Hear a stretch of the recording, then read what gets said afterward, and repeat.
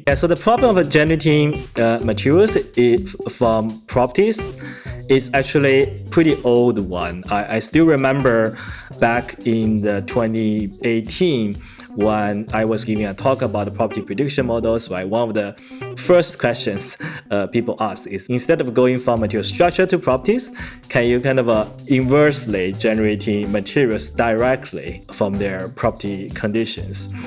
So in a way, this is a kind of like a dream for material scientists, because the end goal is really about finding materials property, right, who satisfy your application. Previously, a lot of people are using this deterministic simulators and these generative models alone. But if you think about it, now that we have these two foundation models together, it really can make the things different, right? You have a very good idea generator and you have a very good goalkeeper, and you put them together. They form a loop. And now you can use this loop to design your materials really quickly. You're listening to Ideas, a Microsoft research podcast that dives deep into the world of technology research and the profound questions behind the code. In this series, we'll explore the technologies that are shaping our future and the big ideas that propel them forward.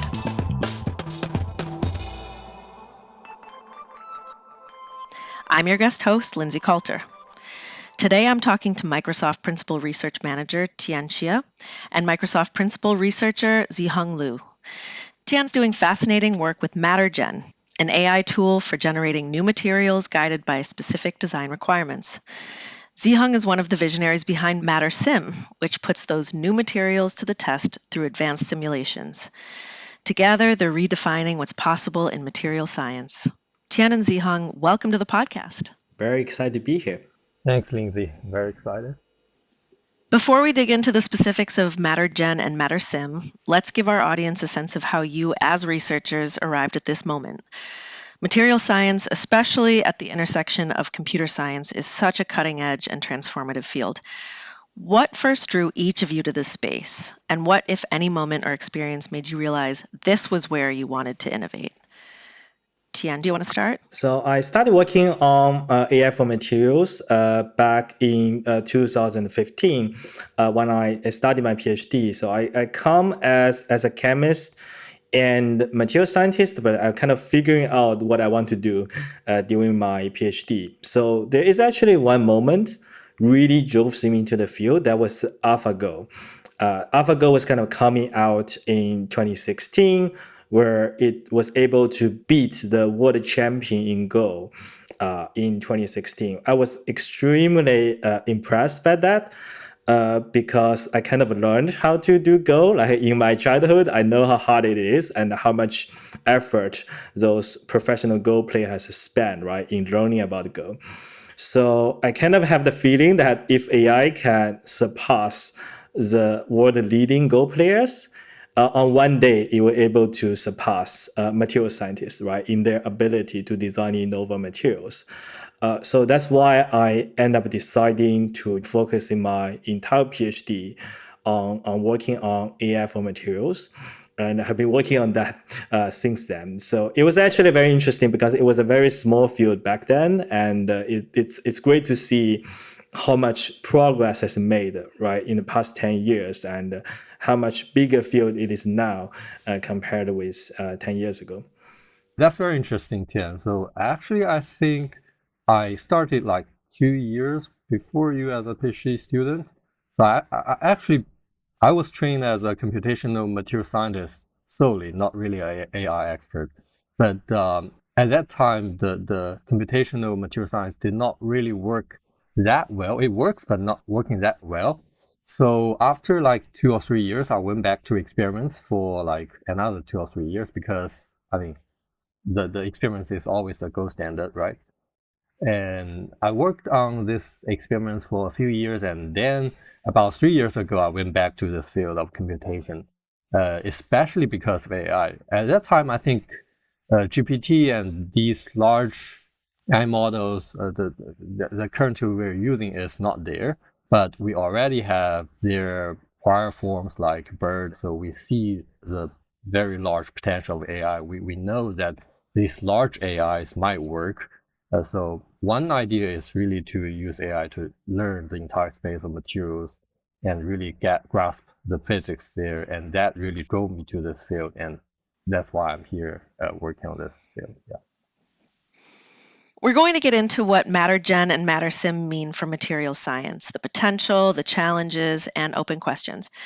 But first, give us an overview of what each of these tools are, how they do what they do, and as this show is about big ideas, the idea driving the work. Ziheng, let's have you go first. So MatterSim is a tool to do in silico characterizations of materials. If you think about working on materials, you have several steps. You first need to synthesize it, and then you need to characterize this. Basically, you need to know what property, what structures, whatever stuff about these materials. So for MatterSim, what we want to do is to really move the characterization process, a lot of these processes, into using computations. So the idea behind MatterSim is to really learn the fundamentals of physics. So we learn the energies and forces and stresses from the atomic structures and charge densities, all of these things. And then with these, we can really simulate any sort of materials using our computational machines. And then with these, we can really characterize a lot of these materials properties using our computer. That is very fast. It's much faster than we do experiments, so that we can accelerate the materials design. So just in a word, basically you input your material into your computer, a structure into your computer, and MatterSim will try to simulate these materials like what you do in a furnace, in a XRD, and then you get your properties out of that. And a lot of times it's much faster than you do experiments. All right, thank you very much. Tian, why don't you tell us about MatterGen? Yeah, thank you. So actually, Ziheng, once you start with explaining MatterSim, makes it much easier for me to explain MatterGen. So MatterGen actually represents a new way to design materials with generative AI. Material discovery is like finding needles in a haystack. You're looking for a material with a very specific property for a material application. For example, like finding a room temperature superconductor or finding a solid that can conduct a lithium ion very well inside a battery. So it's like finding one very specific material from a million kind of candidates. So the conventional way of doing material discovery is via screening, where you kind of go over millions of candidates to find the one that you're looking for, where MatterSim is able to significantly accelerate that process by making the simulation much faster. But it's still very inefficient because you need to go through this a million candidates, right? So with MatterGen, you can kind of directly generate materials, giving the prompts of the design requirements for the application. So this means that you can discover useful materials much more efficiently. And it also allows us to explore a much larger space beyond the set of known materials. Thank you, Tian. Can you tell us a little bit about how MatterGen and MatterSim work together? So you can really think about the MatterSim and MatterGen accelerating different parts of material discovery process. MatterSim is trying to accelerate the simulation of materials properties, while MatterGen is trying to accelerate the search of novel material candidates. It means that they can really work together as a flywheel, and you can compound the acceleration from both models. They are also both foundation AI models, meaning they can both be used for a broad range of materials design problems. So we're really looking forward to see how they can kind of working together iteratively as a tool to design novel materials for a broad range of applications. I think that's a very good general introduction of how they work together. I think I can provide an example how they really fit together. If you want a material with a specific bulk modulus or a lithium-ion conductivity or thermal conductivity for your CPU chips. So basically what you want to do is start with a pool of material structures, like some structures from the database, and then you compute or you characterize your wanted property from that stack of materials.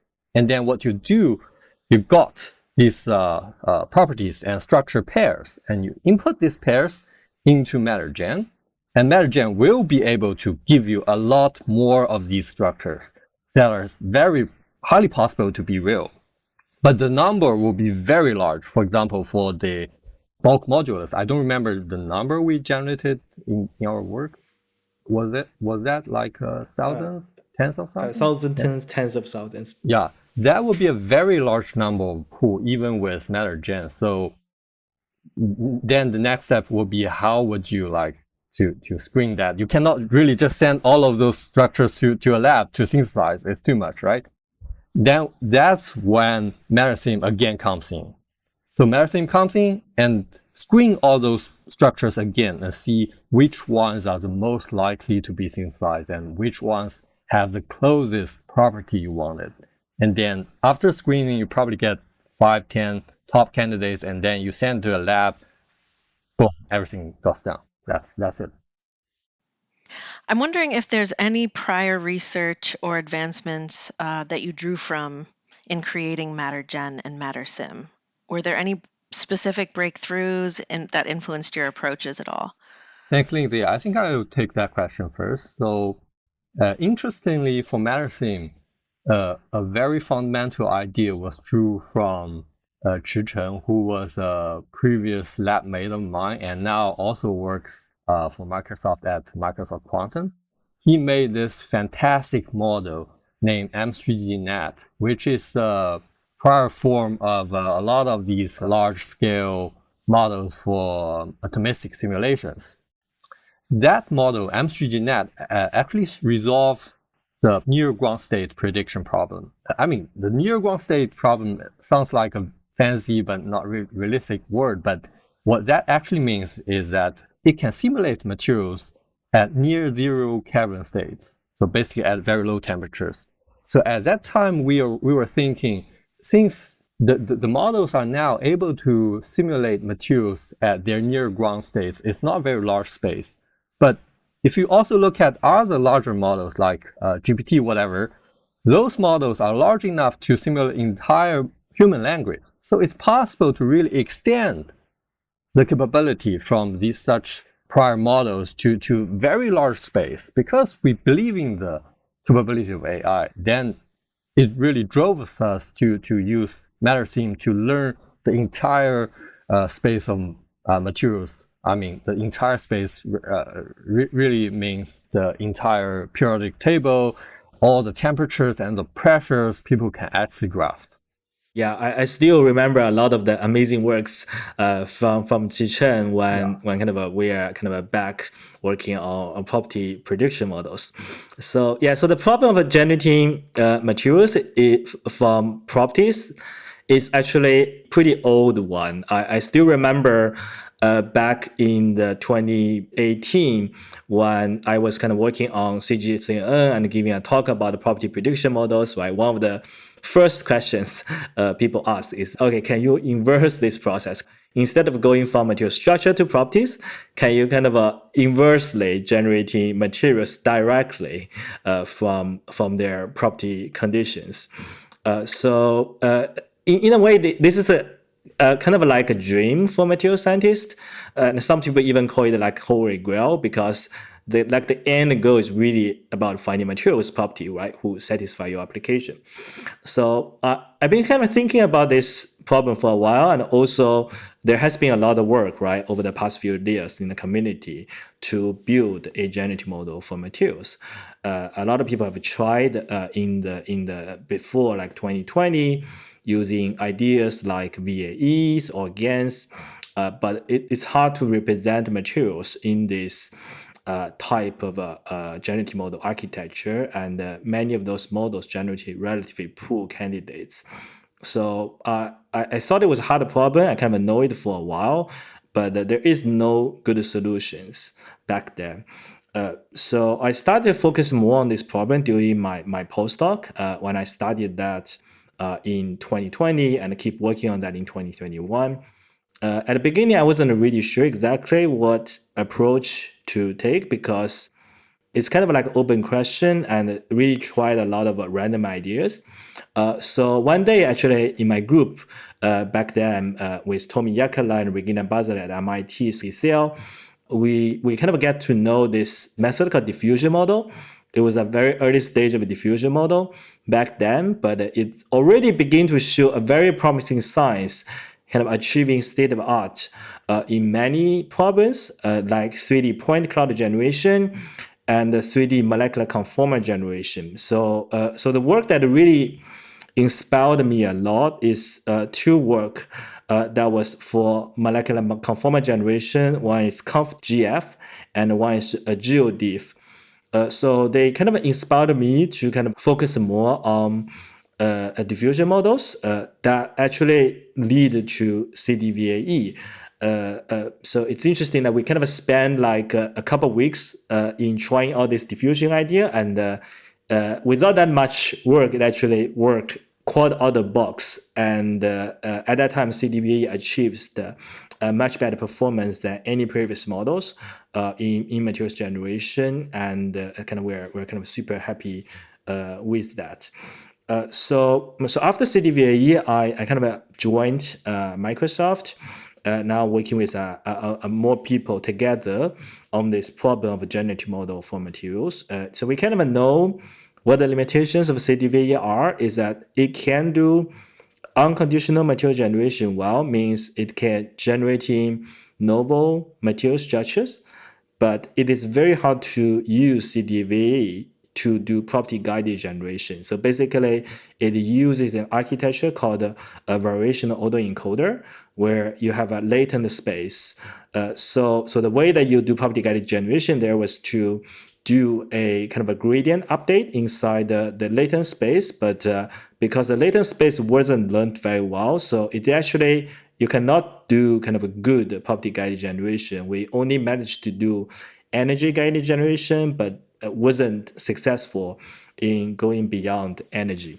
So that comes us to really thinking, right? How can we make the property guided generation much better? So I remember like one day, actually, my colleague, Daniel Zingner, who actually really showed me this blog, which basically explains this idea of classifier free guidance, which is the powerhouse behind the text image generative models. And so, yeah, then we began to think about, okay, can we actually make the diffusion model work for classifier free guidance that lead us to remove the kind of the variational autoencoder component from CDVAE and begin to work on a pure diffusion architecture. But then there was a kind of a lot of development around that. But it turns out that classifier free guidance is the key really to make property guided generation work. And then combined with a lot more effort in kind of improving the architecture and also generating more data and also trying out these different downstream tasks that end up leading into MatterGen as we see today. Yeah, I think you've both done a really great job of explaining how MatterGen and MatterSim work together and how MatterGen can offer a lot in terms of reducing the amount of time and work that goes into finding new materials. Tian, how does the process of using MatterGen to generate materials translate into real-world applications? Yeah, that's a fantastic question. So one way that I think about MatterGen, right, is that you can think about it as like a co-pilot for material scientists, right? So they can help you to come up with kind of potential good hypothesis for the materials design problems that you're looking for. So say you're trying to design a battery, right? So you may have some ideas over, okay, what candidates you want to make, but this is kind of based on your own experience, right? Depth of experience as a researcher. But MatterGen is able to kind of learn from a very broad set of data. So therefore, it may be able to come up with some good suggestions, even surprising suggestions for you, so that you can kind of try this out, right? Both with computation or even one day in wet lab and experimentally synthesize it. But I also want to note that this, in a way, is still an early stage in generative AI for materials, means that I don't expect all the candidates, MatterGen generates will be kind of suits your needs, right? So you still need to kind of look into them with expertise or with some kind of computational screening. But I think in the future, as this model keep improving themselves, they will becoming a key component, right, in the design process of many of the materials we're seeing today, like designing new batteries, new solar cells, or even computer chips, right? So that, like Ziheng I've mentioned earlier. I want to pivot a little bit to the MatterSim side of things. I know identifying new combinations of compounds is key to meeting changing needs for things like sustainable materials, but testing them is equally important to developing materials that can be put to use. Ziheng, how does MatterSim handle the uncertainty of how materials behave under various conditions, and how do you ensure that the predictions remain robust despite the inherent complexity of molecular systems? Thanks. That's a very, very good question. So uncertainty quantification is a key to make sure all these predictions and simulations are trustworthy. And that's actually one of the questions we got almost every time after a presentation. So people will ask, well, especially those experimentalists would ask, well, I've been using your model. How do I know those predictions are true under the very complex conditions I'm using in my experiments? So to understand how we deal with uncertainty, we need to know how MatterSim really functions in predicting an arbitrary property, especially under the condition you want, like the temperature and pressure. That will be quite complex, right? So in the ideal case, we would hope that by using MatterSim, you can directly simulate the properties you want using molecular dynamics combined with statistical mechanics. So if so, it will be easy to really quantify the uncertainty because there are just two parts, the error from the model and the error from the simulation, the statistical mechanics. So the error from the model will be able to measure by what we call an ensemble. So basically, you start with different random seeds when you train the model, and then when you predict your property, you use several models from the ensemble, and then you get different numbers. If the variance from the numbers are very large, you say the prediction is not that trustworthy. But a lot of times, you will see the variance is very small. So basically, an ensemble of several different models will give you almost exactly the same number. You're quite sure that the number is somehow very useful. So that's one level of the way we want to get our property. But sometimes it's very hard to really directly simulate the property you want. For example, for catalytic processes, it's very hard to imagine how you really get those coefficients. It's very hard. The process is just too complicated. So for that process, what we do is to really use the what we call embeddings learned from the entire material space. So basically that vector we learned for any arbitrary material. And then start from that, we build a very shallow layer of a neural network to predict the property. But that also means you need to bring in some of your experimental or simulation data from your side. And for that way of predicting a property to measure the uncertainty, it's still like the two levels, right? So we don't really have the statistical error anymore, but what we have is like only the model error. So you can still stick to the example, and then it will work, right? So to be short, so MatterSim can provide you an uncertainty to make sure the prediction tells you whether it's true or not.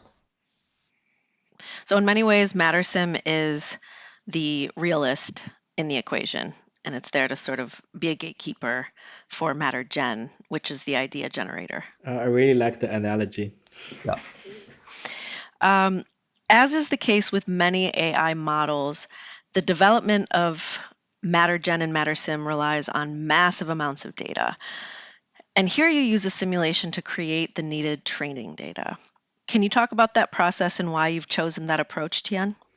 So one advantage here is that we can really use a large-scale simulation to generating data. And so we have a lot of compute here at Microsoft on our Azure platform, right? So how we generated data is that we use a method called density functional theory, DFT, which is a quantum mechanical method. And we use a simulation workflow built on top with DFT to simulate the stability of materials.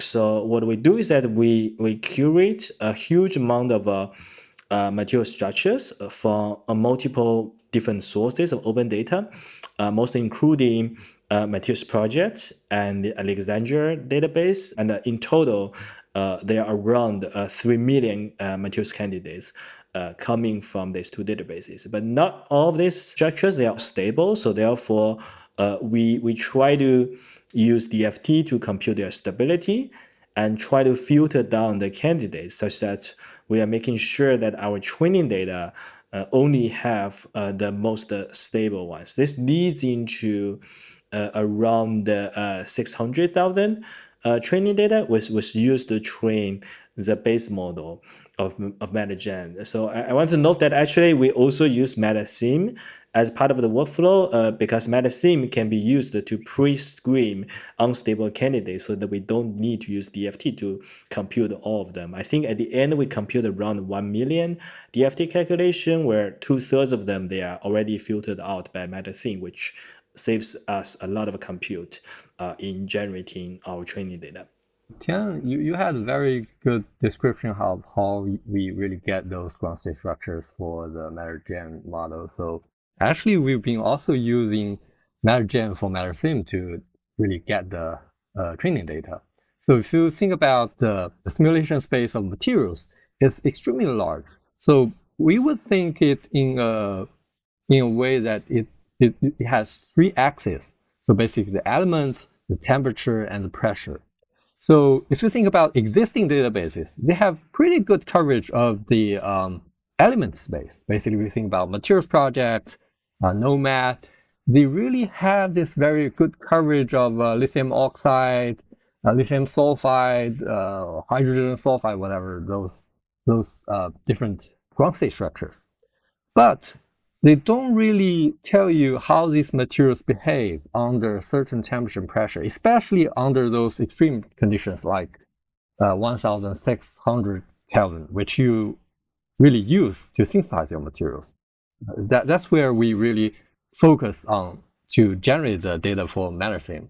So it's really easy to think about how we generate the data, right? You put your wanted material into a pressure cooker, basically molecular dynamics, you can simulate the material's behavior under temperature and pressure. So that's it. Sounds easy, right? But that's not true because what we want is not one single material. What we want is the entire material space. So that will be making the effort almost impossible because the space is just so large.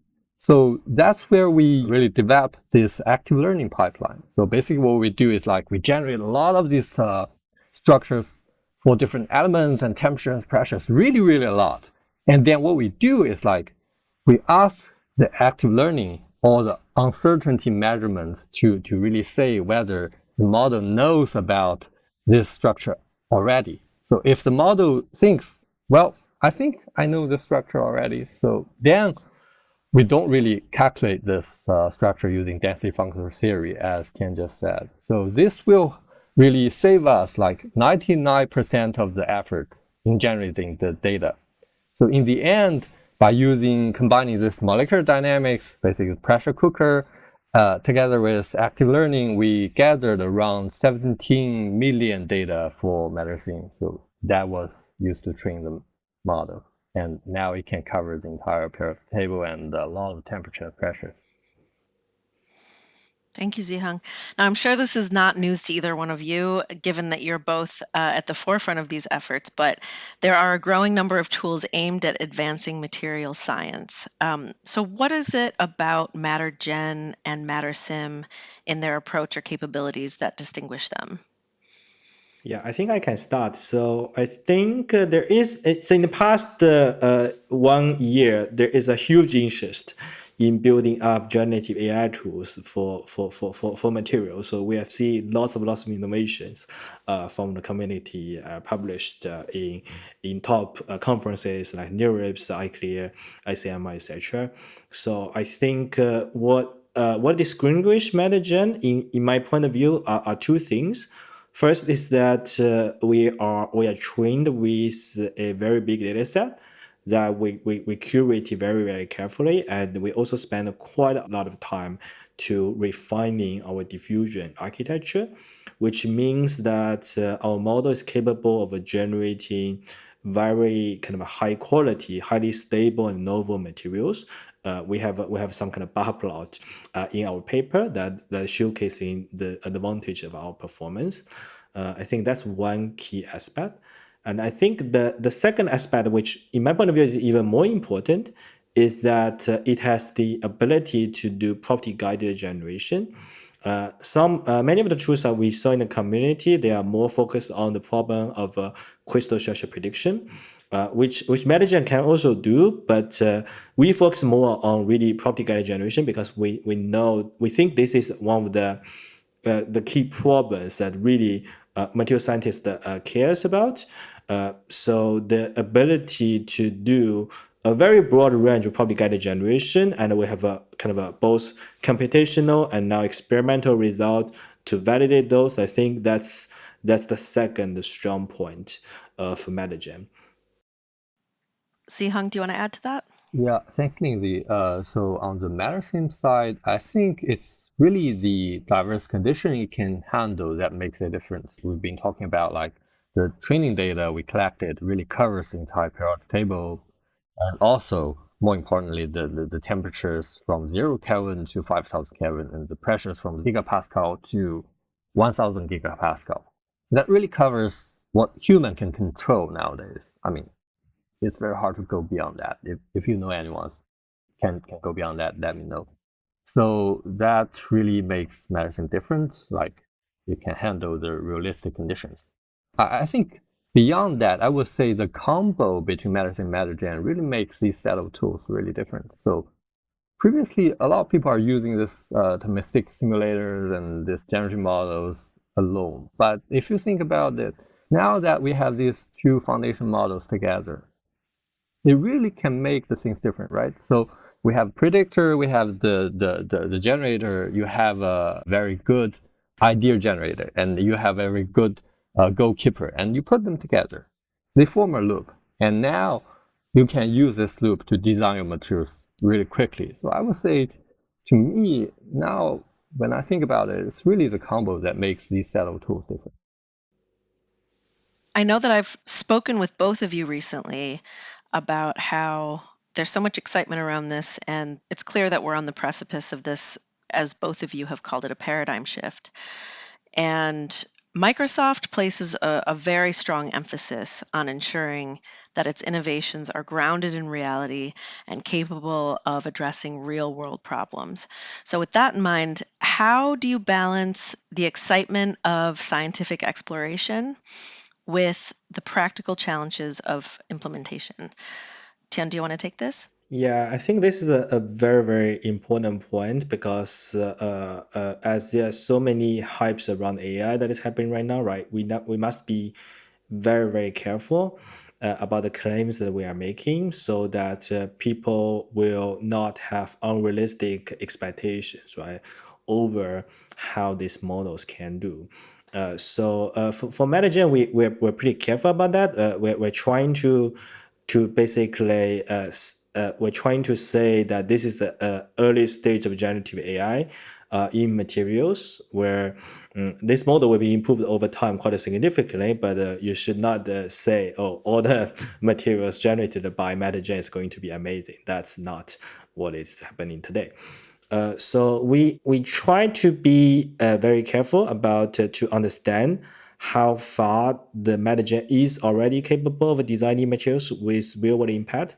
So therefore, we went all the way to synthesize one material that was generated by MatterGen. So this material we generated is called titanium chromium oxide. So this is a new material. It has not been discovered before, and it was generated by a MatterGen by conditioning a bulk modulus equals to 200 gigapascal. Bulk modulus is like the compressiveness of the material. So we end up measuring the experimentally synthesized material experimentally, and the measured bulk modulus is 169 gigapascal, which is within 20% of error. So this is a very good proof concept in our point of view to show that, oh, you can actually give it a prompt, right? And then MatterGen can generate a material, and then the material actually have the property that is very close to your target. But it's still a proof of concept, and we're still working on to see how MatterGen can design materials that are much more useful and with a much broader range of applications.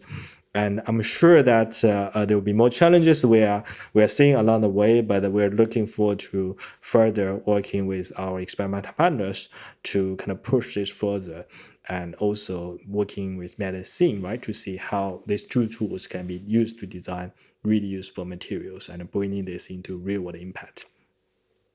Yeah, Tian, I think that's very well said. It's not really only for MatterGen and for MatterSim, we're also very careful, right? So we really want to make sure that people understand how these models really behave under their instructions and understand like what they can do and they cannot do.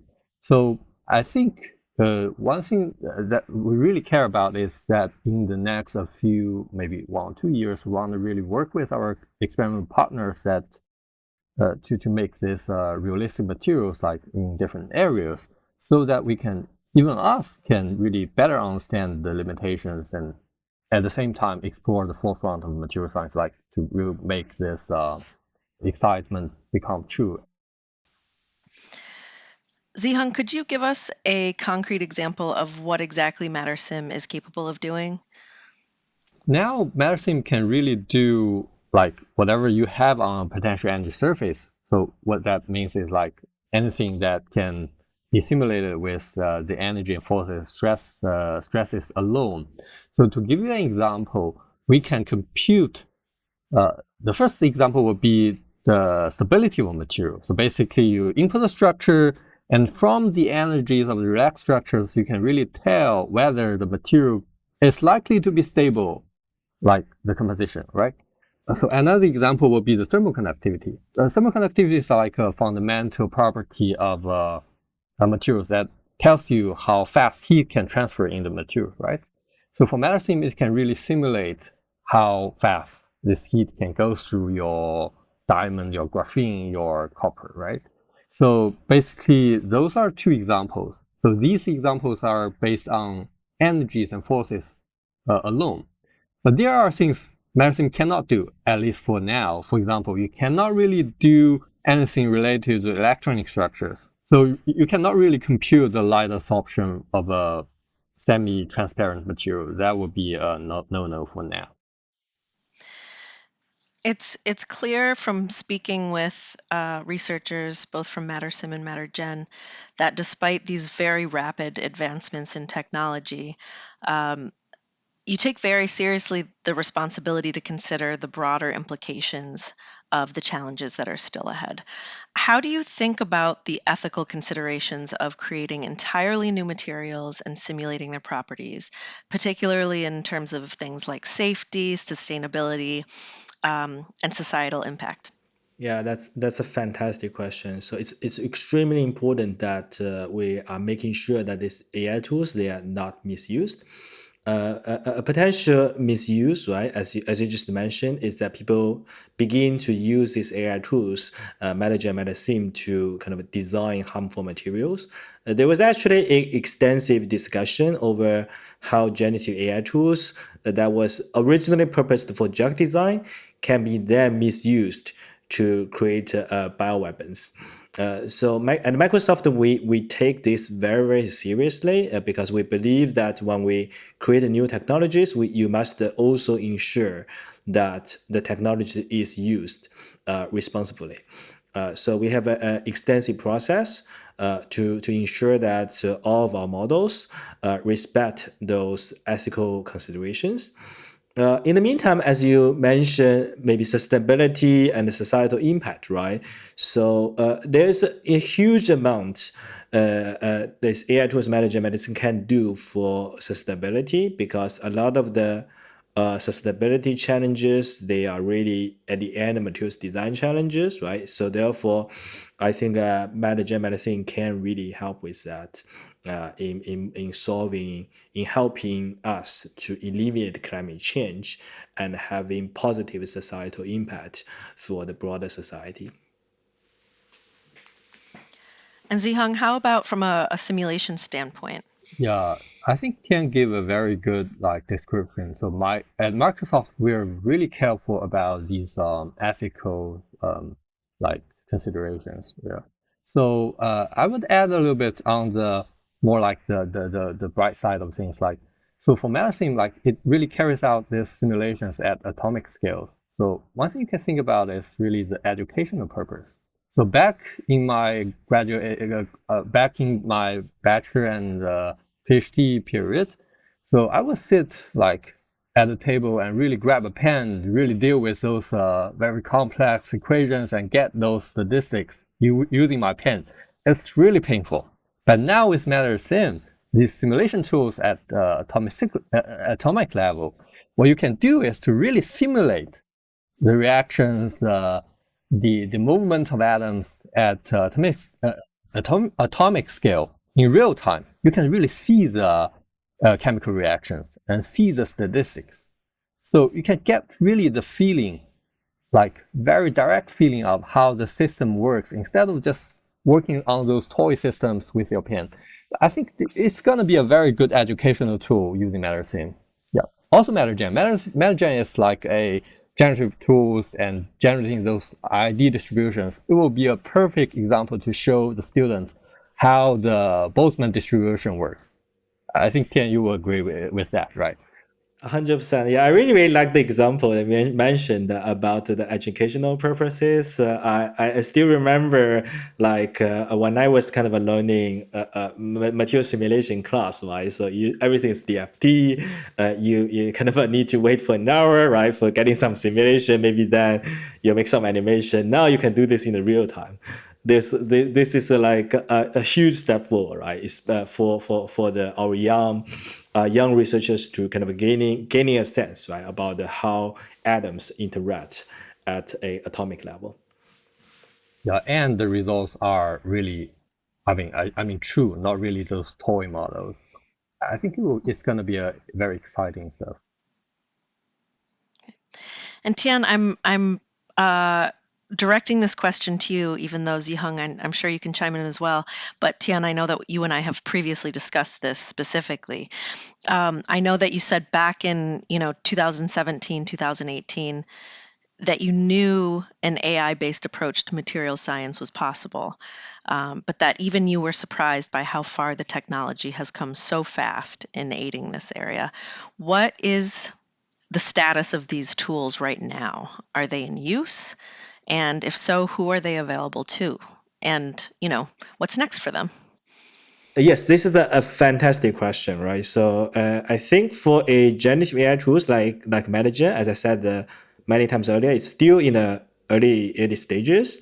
MatterGen is the first tool that we managed to show that generative AI can enable very broad property guided generation, and we have managed to have experimental validation to show it's possible. But it will take more work to show, okay, it can actually design batteries, can design solar cells, right? It can design really useful materials in these broader domains. So this is kind of exactly why we are now taking a pretty open approach with MatterGen. We make our code, our training data, and model weights available to the general public. We're really hoping the community can really use our tools to the problem that they care about, and even build on top of that. So in terms of what next, I always like to use what happened with generative AI for drugs, right, to kind of predict how generative AI will impact the materials. 3 years ago, there is a lot of research around generative model for drugs. First, coming from the machine learning community, right? So this then all the big drug companies begin to take notice, and then there are kind of researchers in these drug companies begin to use these tools in the actual drug design processes. From a colleague, Marvin Swagger, because he kind of works together with Novartis in Microsoft and Novartis collaboration, he has been basically telling me that at the beginning, all the chemists in the drug companies, they're all very suspicious, right? So the molecules generated by these generative models, they all look a bit weird, so they don't believe this will work. But once these chemists see one or two examples that actually turns out to be performing pretty well from the experimental result, then they begin to build more trust, right, into these generative AI models. And today, these generative AI tools, they are part of the standard drug discovery pipeline that is widely used in all the drug companies that is today. So I think generative AI for materials is going through a very similar period. People will have doubts, people will have suspicions at the beginning, but I think in 3 years, right? So it will become a standard tool over how people are going to design new solar cells, design new batteries, and many other different applications. Great. Ziheng, do you have anything to add to that? So actually for MatterSim, we released the model, I think back in last year, December. Both the weights and the model, right? So we're really grateful how much the community has contributed to the repo. And now, we really welcome the community to contribute more to both MatterSim and MatterGen via our open source code bases. So, the community effort is really important. Yeah. Well, it has been fascinating to pick your brains. And as we close, I know that you're both capable of quite a bit, which you have demonstrated. I know that asking you to predict the future is a big ask, so I won't explicitly ask that. But just as a fun thought exercise, let's fast forward 20 years and look back. How have MatterGen and MatterSim and the big ideas behind them impacted the world? And how are people better off because of how you and your teams have worked to make them a reality? Tian, you want to start? Yeah, I think one of the biggest challenges our human society is going to face, right, in the next 20 years is going to be climate change, right? And there's so many materials design problems people need to solve, right, in order to properly handle climate change, like finding new materials can absorb CO2 from atmosphere to create a carbon capture industry, or have battery materials that is able to do large-scale energy grid storage, so that we can fully utilizing all the wind powers and the solar power, etc. Right. So if you want me to make one prediction, I really believe that these AI tools like MatterGen and MatterSim is going to play a central role in our humans' ability to design these new materials for climate change, for climate problems. So therefore, in 20 years, I would like to see we have already solved climate change, right? We have large-scale energy storage systems that was designed by AI that is basically that we have removed all the fossil fuels, right, from our energy production, and and for the rest of the carbon emissions that is very hard to remove, we will have a carbon capture industry with materials designed by AI that absorb this CO2 from the atmosphere. It's hard to predict exactly what will happen, but I think AI will play a key role, right, into defining how our society will look like in 20 years. Tian, very well said. So I think instead of really describing the future, I would really quote a science fiction scene in Iron Man. So basically in 20 years, I would say when we want to really get a new material, we will just sit in an office and say, well, Jarvis, can you design us a new material that really fit my newest MK7 suit?